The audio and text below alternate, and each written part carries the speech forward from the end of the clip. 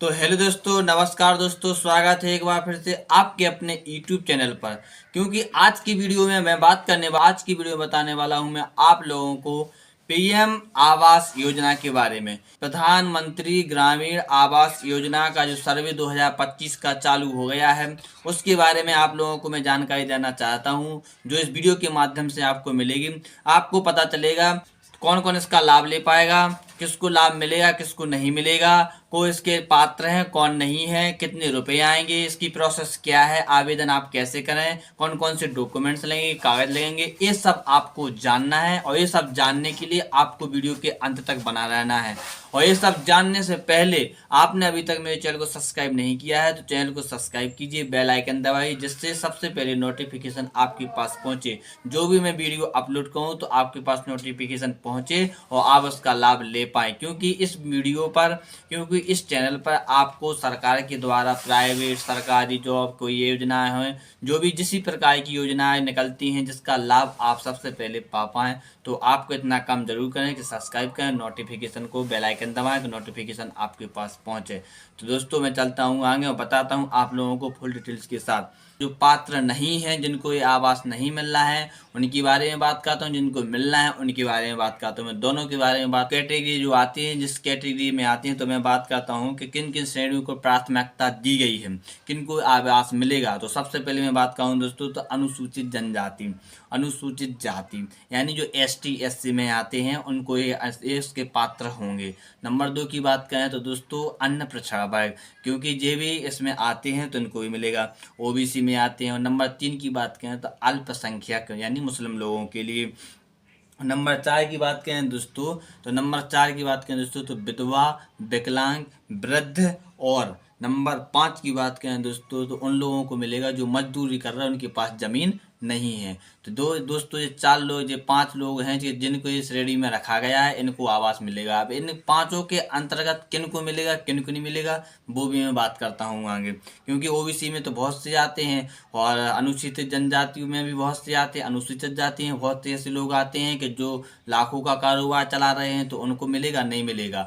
जो OBC में भी लाखों में कारोबार चला रहे हैं, सरकारी जॉब है, तो उनको भी नहीं मिलेगा। इस प्रकार से दोस्तों ये श्रेणी रखेंगे ओनली। इन श्रेणी के अंतर्गत जो आते हैं उनके बारे में बताता हूँ मैं। अब मैं बात करता हूँ कि पीएम आवास की जो विशेषता है वो क्या है। तो सबसे पीएम ग्रामीण आवास जो योजना है, इसके द्वारा अगर पात्रता की बात करें, विशेषता की बात करें, विशेषता, तो इसमें विशेषता क्या है कि आपका आवास आएगा जिसमें आपको 1,20,000 रुपया आपके खाते में किस्त दर के हिसाब से आएगा, किस्त के हिसाब से डलेंगे, जिसमें आपको काम करवाना है। और काम करवाते समय आपको टाइम टाइम पर उसको बताना भी है। समय समय पर जो टीम आएगी सर्वेक्षण के लिए, वो जांच करेगी, उस हिसाब से और आगे की आपकी किस्त डलेगी, जिस प्रकार से आपके पूरे 1,20,000 रुपये आपके आवास के लिए निकलेंगे। और इसमें आपको, उसी में आपकी शौचालय होगी, इसमें आपका जो किचन वगैरह है उसमें एक रूम होगा और एक बेडरूम होगा। इस प्रकार से आपका नक्शा रहेगा, तो आपके लिए आवास निकलेगा।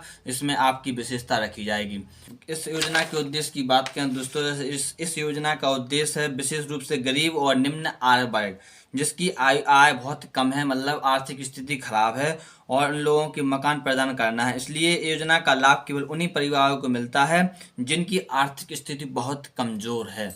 आपको आवेदन करने के लिए कौन कौन से डॉक्यूमेंट्स या दस्तावेज या कागजों की आवश्यकता पड़ेगी, तो वो मैं बताता हूँ दोस्तों। अगर आप आवेदन करना चाह रहे हैं या आवेदन करने की सोच रहे हैं, तो आपको, अगर आपके पास ये डॉक्यूमेंट्स नहीं हैं, तो इन डॉक्यूमेंट्स को आप ज़रूर कंप्लीट करवाइए। और ये, क्योंकि ये कागज अगर आपके नहीं रहेंगे, दस्तावेज नहीं रहेंगे, तो आप आवेदन नहीं कर पाएंगे। तो सबसे पहले, अगर आपके पास आधार कार्ड तो होगा ही, लेकिन अपडेट नहीं है, तो सबसे पहले आधार कार्ड को अपडेट करा लीजिए। अगर अपडेट है तो अच्छी बात है, कंप्लीट है तो अच्छी बात। तो सबसे पहले रहेगा आपका आधार कार्ड। दूसरा रहेगा आपका बैंक पासबुक। बैंक पासबुक ले, क्योंकि उसके बिना कुछ नहीं होना है, क्योंकि बैंक पासबुक में ही आपके पैसे आना है बैंक खाते में। नंबर 3 की बात करें दोस्तों, तो आपके लिए होना चाहिए जरूरी निवास। आपका इसका निवास बनना बहुत जरूरी, क्योंकि निवास के बिना आवेदन नहीं होगा। तभी तो पता चलेगा आप किस गांव से हो, निवास में पूरा पता चल जाता है। तो निवास, स्थायी पता। नंबर 4 की दोस्तों बात करें, 5 की दोस्तों बात करें, आगे की बात करें दोस्तों तो नवाज के बाद आपके पास होना चाहिए जाति, क्योंकि जाति के अनुसार ही पता चलेगा आप ओबीसी से हैं, एसटी से हैं, एससी से हैं या किस से हैं, आप कौन से वर्ग से हैं। तो आपके पास जाति भी बहुत आवश्यकता है। अब अभी हाल एक अफवाह में बहुत चल रहा है, अभी पहले आया था कि मनरेगा जॉब कार्ड, जी समझ लेना दोस्तों। तो मनरेगा जॉब कार्ड है जो ये आवश्यकता तो नहीं है, लेकिन अगर आपके पास है तो आपको और भी इस योजना की सहायता के लिए प्रदान करेगा। लेकिन वैसे आवश्यकता नहीं है कि नहीं है तो आप पात्र नहीं है, बिल्कुल ये तो कोई कंपलसरी नहीं है।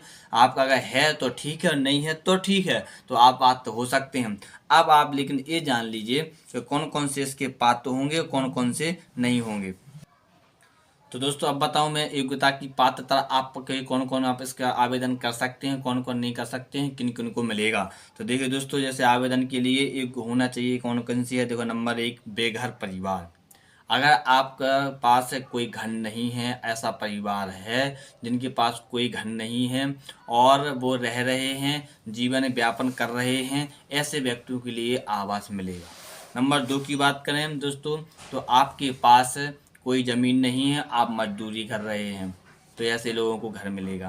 नंबर 3 की बात करें दोस्तों, तो जिन परिवारों के घरों में शून्य या एक कमरा है, जिन परिवारों के घर में शून्य यानी कोई कमरा नहीं है या एक या दो कमरा है, वो भी कच्ची दीवार और कच्चा छत डला हुआ है, तो ऐसे परिवारों को भी घर मिलेगा। इसके ऐसे परिवारों के लिए भी आवास मिलेगा, कच्ची छत है तो।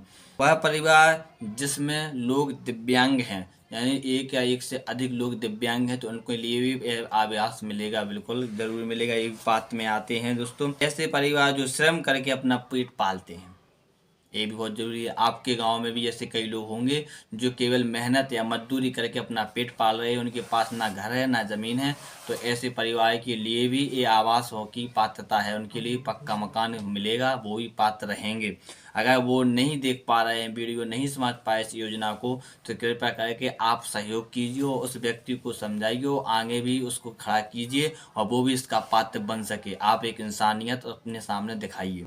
ये रहेंगे पात्र। वो अपात्र कौन रहेंगे, तो सबसे पहले आपको बात करें मैं कि जिनके पास 2 पहिया या 4 पहिया वाला वाहन है और कृषि उपकरण के संसाधन हैं, वो पात्र नहीं माना जाएगा, ठीक, उसको आवास नहीं मिलेगा। नंबर 2 की बात करें दोस्तों, जो जिनके बैंक में केसीसी बना हुआ है, किसान कार्ड बना हुआ है और वह किसान कार्ड 50,000 से अधिक है, वो पात्र नहीं माना जाएगा।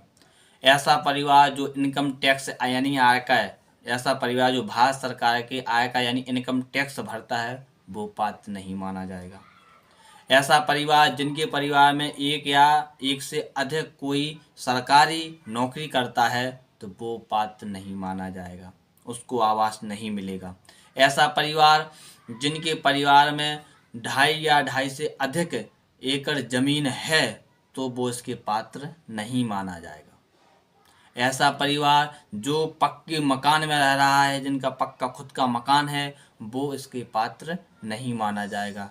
तो दोस्तों, ऐसा परिवार जिनके परिवार में कोई 2 या एक या एक से अधिक व्यक्ति 10,000 से ऊपर की प्राइवेट आय या प्राइवेट जॉब कर रहे हैं, संविदा जॉब कर रहे हैं, तो वो भी इसके पात्र बिल्कुल नहीं माना जाएगा। ये वो व्यक्ति हैं जो इसके पात्र नहीं हैं, जिनको आवास नहीं मिलेगा। और जिनको आवास मिलेगा तो वो मैंने आपको बता ही दिया है। ऐसा परिवार जिनको आवास मिलेगा, ऐसा परिवार कि जो बेघर हैं, जिनका पक्का मकान नहीं है, ऐसा परिवार जिनके परिवार घर में रह रहे हैं, 1 या 2 कमरे हैं लेकिन कच्ची दीवार है, कच्चा छत है, तो वो परिवार को पात्र रहेगा, उसको मिलेगा। ऐसा परिवार जो केवल श्रम करके यानी मजदूरी करके पेट पाल रहे अपने परिवार का खुद का, तो उसको भी परिवार उस परिवार को भी पक्का मकान मिलेगा। ऐसा परिवार जो दिव्यांग है, विकलांग हैं और वृद्ध हैं यानी बूढ़े हैं, तो उनको भी मिलेगा।